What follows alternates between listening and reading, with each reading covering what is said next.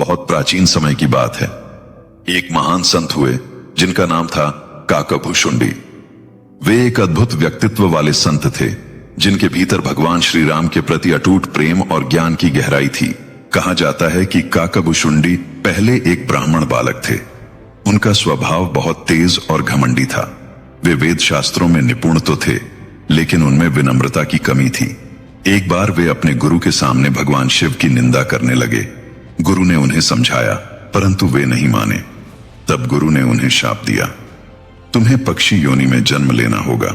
गुरु के शाप के बाद वह बालक काग कौवा के रूप में जन्मा और वही आगे चलकर काकभूषुंडी कहलाया। अब कहानी का सबसे अद्भुत भाग शुरू होता है। काकभूषुंडी को जन्म के बाद भगवान शिव का दर्शन हुआ। उन्होंने उनसे क्षमा मांगी और भक्ति का मार्ग अपनाने की प्रतिज्ञा की। भगवान शिव ने उन्हें वरदान दिया, तुम अमर रहोगे और सदा भगवान राम के भक्त बने रहोगे। तुम जन्मों जन्मों तक श्री राम कथा का गायन करते रहोगे। इसके बाद काकभूषुंडी ने अनेक युगों तक जीवित रहकर भगवान राम की कथा सुनाई और सुनी। कहते हैं कि उन्होंने भगवान राम के अवतार को अपने नेत्रों से देखा था और वही कथा उन्होंने आगे गरुड़ जी, भगवान विष्णु के वाहन को सुनाई थी। जब गरुड़ जी ने भगवान श्री राम के अवतार के रहस्यों के बारे में जानने की इच्छा की तो उन्होंने भगवान शिव से पूछा।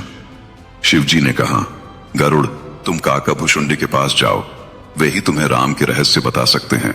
तब गरुड़ जी काकभूषुंडी के पास पहुंचे और उनसे राम कथा सुनी, जो आगे चलकर अध्यात्म रामायण और रामचरितमानस का एक महत्वपूर्ण प्रेरणा स्रोत बनी। काकभूषुंडी की कथा हमें सिखाती है कि ज्ञान का वास्तविक अर्थ अहंकार नहीं, विनम्रता है। सच्चा भक्त वही है जो हर रूप में भगवान को देख सके और भक्ति अमृतत्व देती है।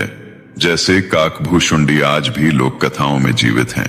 कहते हैं आज भी हिमालय की किसी गुप्त गुफा में काकभूषुंडी रूपी कौवा बैठा हुआ भगवान राम का नाम जप रहा है, राम राम राम। यही है उस अमर भक्त काकभूषुंडी की अद्भुत कथा।